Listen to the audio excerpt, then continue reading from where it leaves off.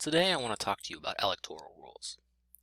Electoral rules are actually one of my favorite areas of study in political science. It's one of the areas where the rules of the game and the strategies taken by the players interact in, I think, quite fascinating ways. So what are electoral rules? Well, electoral rules are the way in which democracies translate popular votes into seats in the legislature. Different rules can therefore produce different outcomes. And this will be surprising to some people who perhaps haven't thought about it much, but the same underlying distribution of preferences can lead to very different allocations of seats in the legislature depending on how you're counting the votes. Proportionality and disproportionality. Well, electoral systems are sometimes judged by how proportional or disproportional they are. Proportionality in electoral systems is the degree to which distribution of seats in the legislature mimics the distribution of political preference in a country.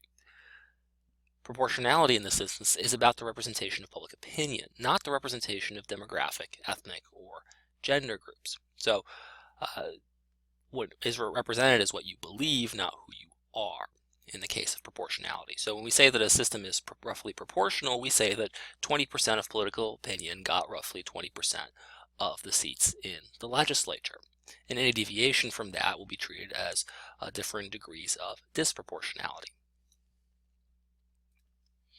Here's a disproportionate result from a real-world election in 2012. In this country, in the popular vote, Party A got 49% of the vote, and Party B got 48% of the vote. Other parties got about 3% of the vote. But when we look at the legislature, Party B, which garnered only 48% of the popular vote, got 55% of the seats, and Party A, which got 49% of the popular vote, got only 45% of the seats. And of course, other parties, which got 3% of the vote, got no seats at all. Now, can you guess which country this was? Well, that turns out it was the United States. These were the United States congressional elections of 2012. Republicans got 58, just a shade over 58 million votes and got 233 congressional seats, and Democrats got over 1.5 million votes more and only got 192 seats. And of course, independent parties, which spread their votes rather thinly across the population, didn't win a single district, and so didn't get any seats at all. Of course, this kind of result is infuriating to those who believe that democracies should be proportional. That is to say, that popular opinion, the national popular opinion, should be reflected faithfully in the distribution of seats in Congress. But in the United States, what matters is not winning the popular vote. What matters is winning districts. So if you allocate your votes well, you can win an election without winning the most votes. And here, winning an election simply means getting the ability to rule by getting a majority of the seats in Congress. This is, once again, proof that the rules of the game matter, and they affect how people play the game, because parties are not going to waste their time trying to win districts that they're very unlikely to win. And so as a result, they're going to focus their efforts on winning districts. If the popular vote mattered, they would be trying to cater to everybody, right? Everybody's vote would matter because the popular vote as a whole mattered. But in the United States, parties are focused on winning districts, and therefore some districts matter a whole lot more than others. Now, the United States is split up into 435 congressional districts and a further 50 Senate districts. And the congressional districts are roughly equal in population size. Every 10 years, the population is recounted. You probably know this is the census. And the districts are reapportioned. That is to say, their shape changes based on whether populations grew or left or what have you. This helps keep the congressional system somewhat more proportional than it otherwise might be. And it helps avoid the phenomenon called rotten boroughs. Now, rotten boroughs were not an American phenomenon. This was a British phenomenon back when the British election system was much less democratic than it currently is. And what happened is that at the early parts of the Industrial Revolution, people left the countryside and joined en masse and went to find jobs in the cities. And so what happened was that districts that used to be fairly well populated suddenly had almost no voters in it, and other districts which either didn't exist or had been much smaller, like Manchester and Liverpool and Sheffield, were much, much larger. But at the same time, the districts hadn't been reapportioned, and so it was much easier to get elected from a rotten borough than it was in Manchester. And of course, the millions of laborers in the industrial towns got almost no representation, whereas the in some cases, the landlords in the rotten boroughs could basically just nominate who they wanted to serve in parliament. So this process, the census process, is necessary to keeping the United States at least somewhat proportional. Of course, when it comes to the Senate, the sense of disproportionality is built into the system right from the start. Each state gets 2 senators regardless of its population size. So tiny Rhode Island, which has 1 congressman, gets 2 senators, and New York and California, with millions and millions in population and dozens of congressmen, also get 2 senators. So if we look at Congress as a whole, the Senate plus the House of Representatives, states with small populations seem to wield an influence completely disproportionate to their size. They can ally in the Senate and be very politically important in the Senate, even though they wouldn't be if they didn't have this disproportionate influence in the Senate. So if you want to explain the persistence of inefficient and costly farm subsidies, for example, you could start with the electoral rules. Now, of course, if you treat the United States as an association of distinct and legally equal states, then this disproportionality makes sense. The United States is a united federation of states, not a single national entity. But of course, many Americans today view this conception of American as being somewhat antiquated.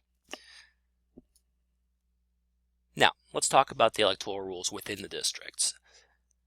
The electoral rules within the district are called first past the post. To win a seat in Congress, we said you had to win a district. But to win the district, you have to win more votes than any other candidates, usually.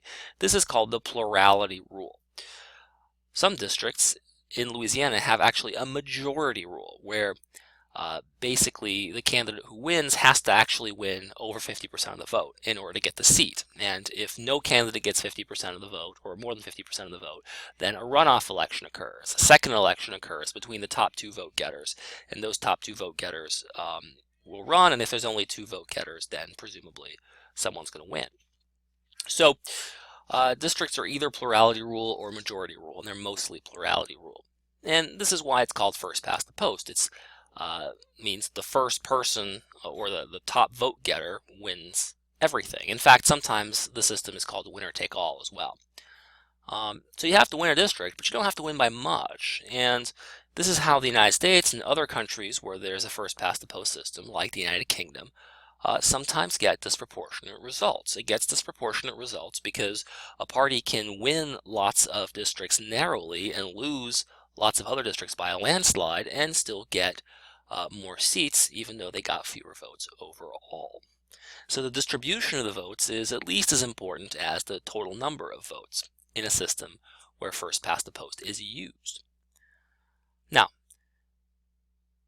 for those who value proportionality in a democratic system, the system can get even worse from their perspective. That is to say, it can get more disproportionate when gerrymandering occurs. Gerrymandering is drawing a district boundary in order to gain political advantage. Through gerrymandering, parties in control can create safe seats for themselves. This works especially in a 2-party system where a very large fraction of the voters are not going to switch parties almost no matter what, so no one's going to get punished for doing this. Why gerrymandering? Well, there's a political reason and there's a built-in systemic reason. The built-in systemic reason is that every time there's a census, population changes forces a redrawing of the district. The districts have to be equal in size, which means as populations move away or grow at differential rates, then either new districts have to be created or old districts have to be reshaped in order for this equality of population to be retained. So gerrymandering is built into the system. But there's also a political logic for gerrymandering, and that's that political parties and sitting politicians often don't like competitive elections. They would much prefer elections to be easy to win. They don't want to have to compete to win their seat. That requires an expenditure of resources and a lot of political risk, and so they would generally prefer to have a safe seat. Not so clear that that's what the population at large would prefer, but it's definitely because, of course, the population at large would prefer that politicians compete very vigorously for their vote. So we have an instance where the interests of the political parties and the individual politicians are separate from the instincts of from the interests of the population as a whole. But in the United States, because states get to decide for themselves how they will elect their state delegation within broad guidelines of the Constitution, the states also decide how the districts get redrawn. And of course, different states have different procedures for redrawing the districts. Some of them are fairly good for competition, and some of them are not. And I encourage you to see the CGP Grey videos on partisan and bipartisan gerrymandering to get a flavor of the sorts of things that can, or sorts of ways in which districts can be redrawn. Actually, before we get to the conclusion, single-member districts. Now, in the United States, federal law requires single-member districts. But of course, you could imagine a United States 2.0 where states made the entire state a single district and then sent the top X vote getters as their congressional delegation, where X is the total size of that delegation. This is banned by federal law, but other countries do use multiple member districts, MMDs. Japan, for example, has districts where the top 2 or 3 vote getters can get into the Diet, the Japanese equivalent of Congress. It's worth noting that we have multi-member districts in the United States, but not for congressional elections. We have them often in city councils, where sometimes the entire city is treated as a single district, and then the city as a whole elects multiple council members in the order of the number of votes they receive. So the top vote getter gets in, then the second top vote getter gets in, then the third top vote getter gets in, up to the number of seats that they're trying to fill on the city council. Not to go too much into depth into this, but this tends to favor dispersed minorities, right? So if you have a minority that is spread out all across your district, or all across a single district, the chances are that that minority could not win a single district if it were cut up, if the large district were cut up into smaller districts, because they're a minority in every single one of the sub-districts. But they might have enough votes within a large district to